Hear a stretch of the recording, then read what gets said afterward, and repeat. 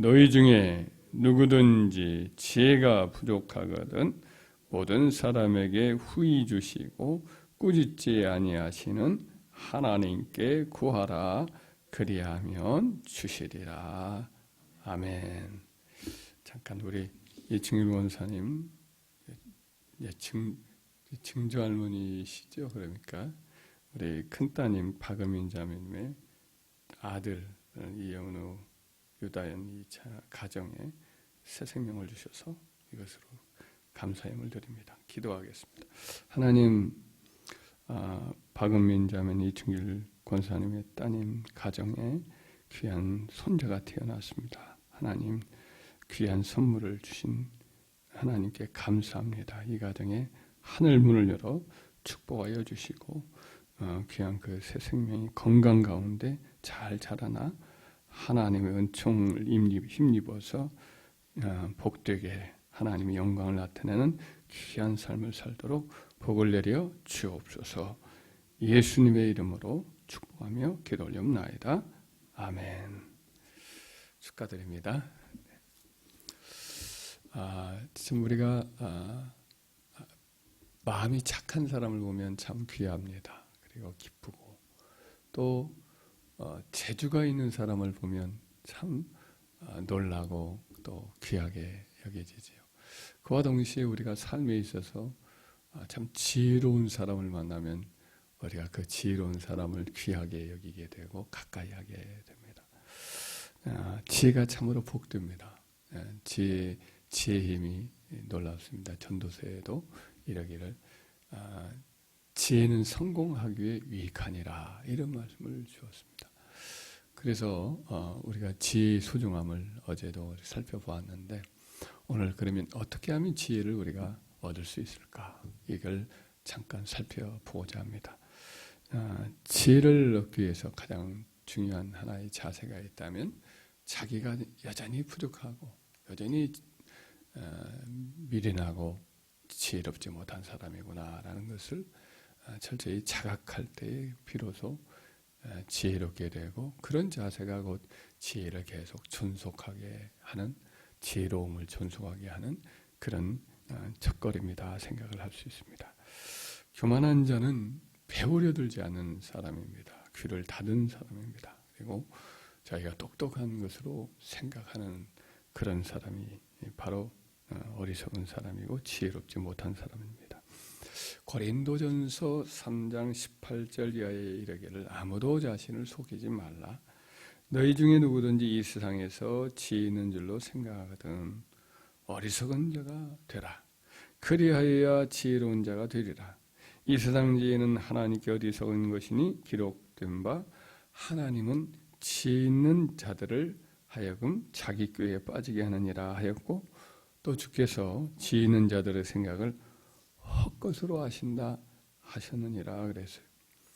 예를 들면 헛똑똑이 같은 사람이 누가 있냐면 아이도벨이라는 사람이 있습니다. 이 아이도벨이라는 사람은 다윗의 일종의 전략 전술을 잘 가르쳐주는 그와 같은 아주 참모 중에 1급 참모였습니다. 일종의 예를 들면 유비에게 있어서는 제갈량 같은 그런 사람이었습니다. 그가 하도 참 전략 전술을 잘 내놓으니까 하나님이 주시는 지혜라고 여길 정도로 항상 그의 말이면 그냥 무조건 그 작전으로 나아가라라고 다윗이 항상 전쟁터에서 허락할 정도였습니다.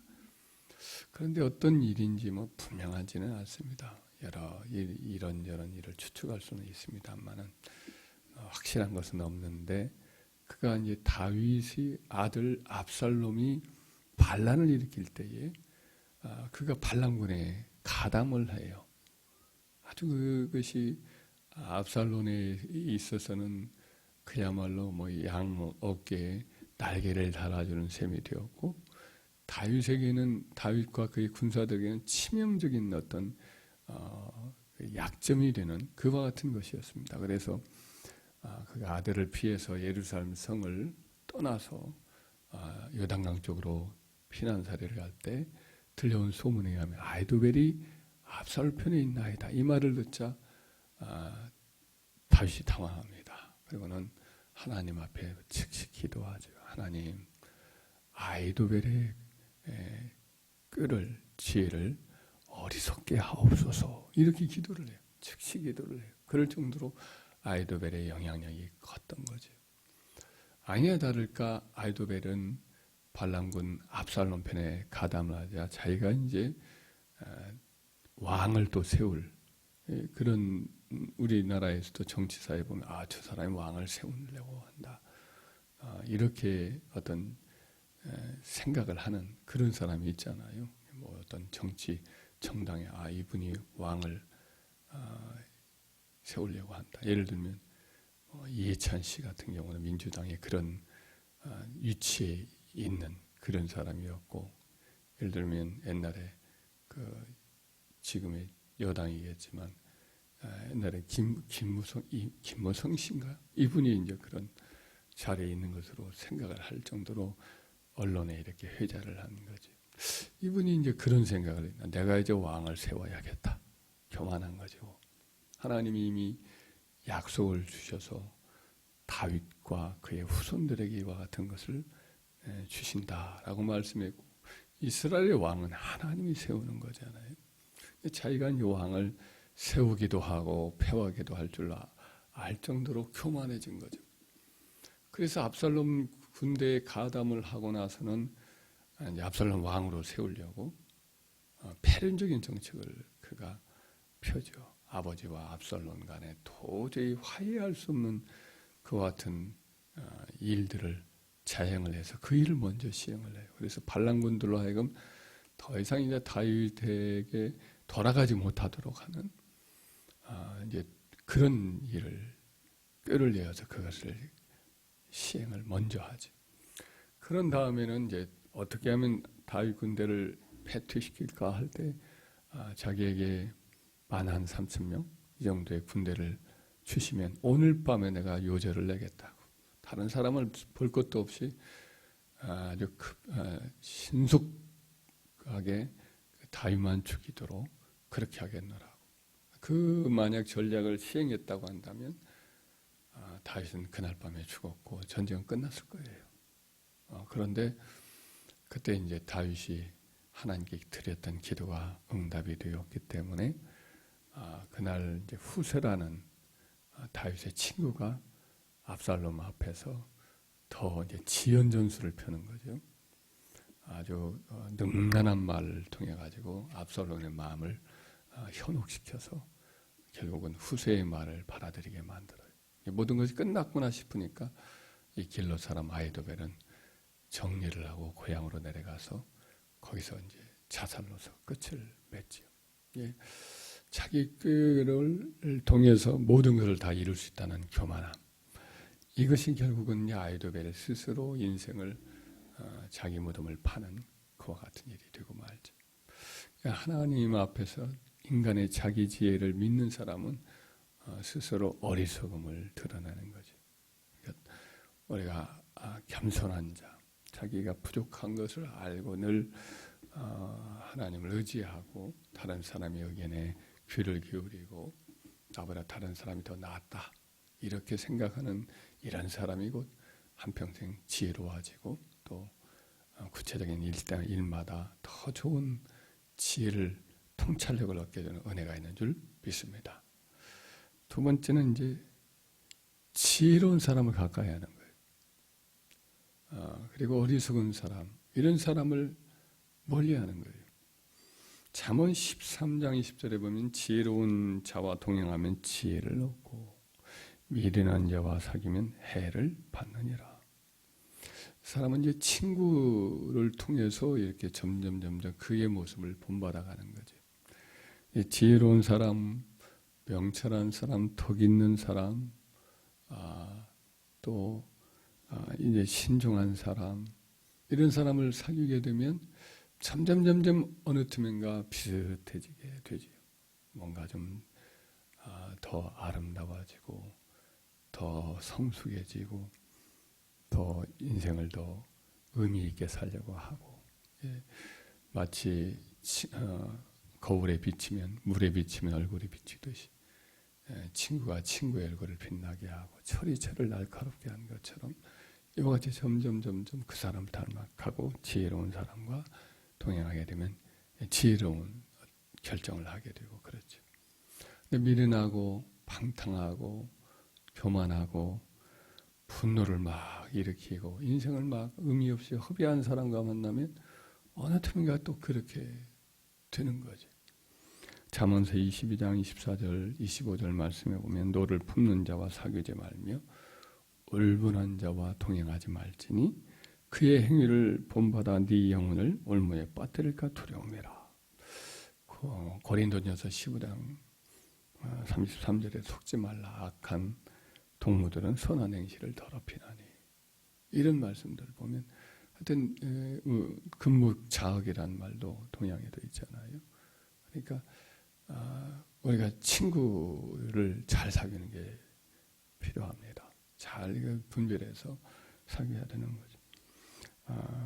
그럴 때 지혜로운 사람을 가까이 하게 되면 우리가 지혜로워지니까 그와 같이 이 세상적으로 자꾸만 반역을 꾀하는 자와 사귀지 말아라. 그가 망하게 될 것이다. 이런 말씀도 잠언서에 있어요. 우리가 거역적이고 권위에 막 도전하고 세속적이고 어떤 장꾀를 자꾸만 나쁜 장꾀를 내고 뭐 이런 사람들은 멀리하고 신중하고 겸손하고 또 지혜롭고 이런 사람과 가까이 할 때에 우리가 지혜를 더 얻는 은혜가 있는 줄 믿습니다. 세 번째는 이제 지혜의 주인이신 하나님께 지혜를 달라고 구하는 거죠. 오늘 본문의 말씀이죠. 누구든지 지혜가 부족하거든 모든 사람에게 후히 주시고 꾸짖지 아니하는 하나님께 구하라. 하나님께서 지혜의 원천이시거든요. 솔로몬도 하나님께 지혜를 구하여서 지혜를 얻었어요.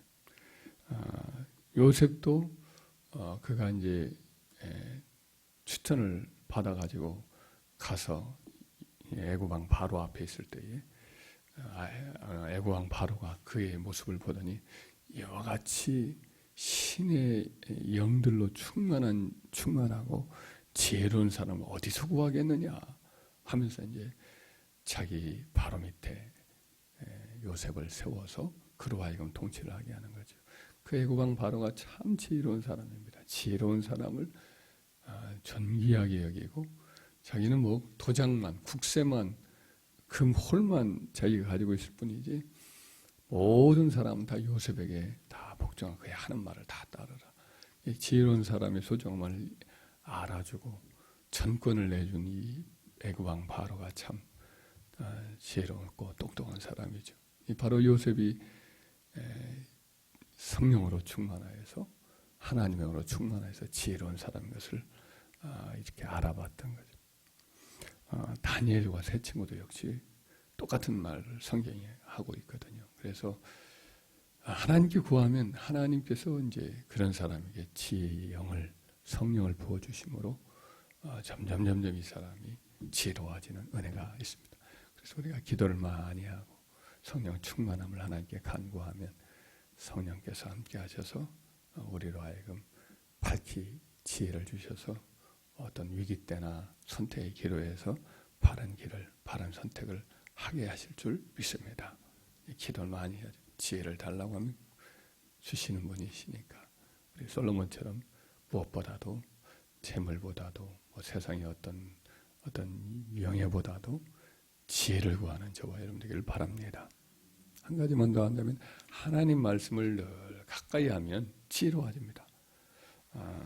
시편 19편 7절에도 보면 여호와의 율법은 완전하여 영혼을 소생시키며 여호와의 증거는 확실하여 우둔한 자를 지혜롭게 하며 여호와의 증거, 여호와의 율법 다 하나님 기록된 말씀을 가리키는 여러 표현의 하나에 불과합니다. 그래서 성경을 가까이 하게 되면 영혼이 힘을 얻고 힘이 떨어졌다가도 소생되고 또 우둔한 자로 하여금 지혜롭게 되고 시편 119편 97절 이하에도 내가 주의 법을 어찌 그리 사랑하는지요 내가 그것을 종일 작은 소리로 읊조리나이다. 묵상하나이다 는 뜻이죠.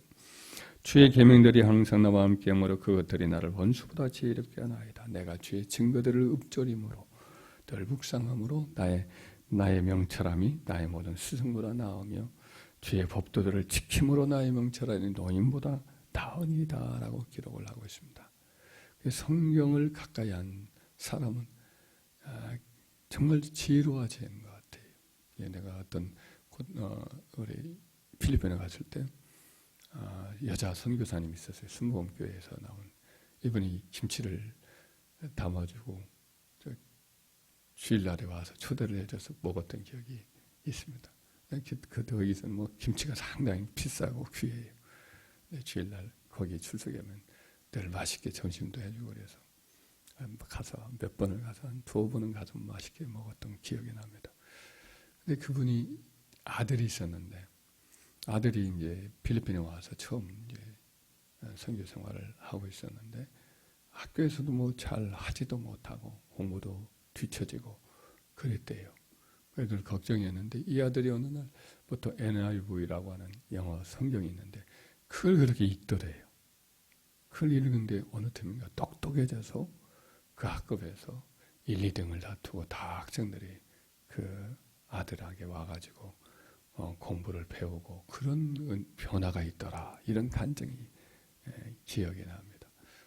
우리 성경, 우리말 성경도 똑같지요. 우리말 성경도 성경 사랑하면 학원도 막 보내고 여러 가지 그것도 해야 하지만은 성경을 사랑하면 다 끝난 거예요. 아브라함 링컨이 그 당시엔 책도 없으려니와 그 어머님이 일찍 돌아가서 친모가 일찍 돌아가셨어요. 돌아가면서 아들한테는 에이브야, 너는 성경을 사랑하는 아이가 되었으면 좋겠다. 그리고 이제 위원을 마치고 세상을 떠나는데 그 말을 기억하고 아브라함 링컨이 성경을 늘 읽었다고 그래요. 성경을 읽었더니 지혜로워져서 젊은이가 되었을 때 배운 것도 없죠. 국민학교도 거의 안 나온 아버지가 워낙 막 산골 다니면서 일했기 때문에 학교를 접할 기회가 없었는데 지혜롭고 똑똑해지면서 변호사 자격을 따게 되고 또 나중에는 대통령까지 도전을 해서 기업 크는 대통령이 됐는데 대통령으로서 이분이 있는 제일 많은 기관에 그분이 했던 연설문이 아주 대단해요. 연설문이 짧지만은 그 아름다운 명문이고 그 연설문 속에는 성경의 정수, 성경의 가장 근본적 정신이 거기에 녹아들어 있기 때문에 지금도 그분의 연설문은 미국 대통령들의 하나의 전범이 되고 지금도 아주 대단한 연설문으로 늘 사람들에게 기억되고 회자되고 있다고 들었습니다. 그래서 참 이 성경을 사랑하면 하나님이 지혜를 주시고 높여주시고 복을 주셔요. 모나메키라고 국민학교도 졸업 못한 그분의 학문이라고 하면 주일학교가 이제 그 유일한 가방끈인데 이분을 하나님이 지혜롭게 하셔서 복을 주셔서 백화점 왕이 되게 하시고 미국의 백화점을 그냥 세우게 만드는 그런 일을 하게 하고 돈을 많이 벌지요. 그리고 나중에는 최신부 장관까지 되어서 늘 하나님을 사랑하고 주일학교 교사를 장관의 초대를 받으니까 장관 되어달라고 부탁하니까 주일학교를 내가 꼭 해야 됩니다. 그랬더니 대통령께서 허락을 해서 늘 주일말마다 자기 교회 가서 주일학교 교사하고 하여튼 그렇게 평생을 사시다가 가셨어요.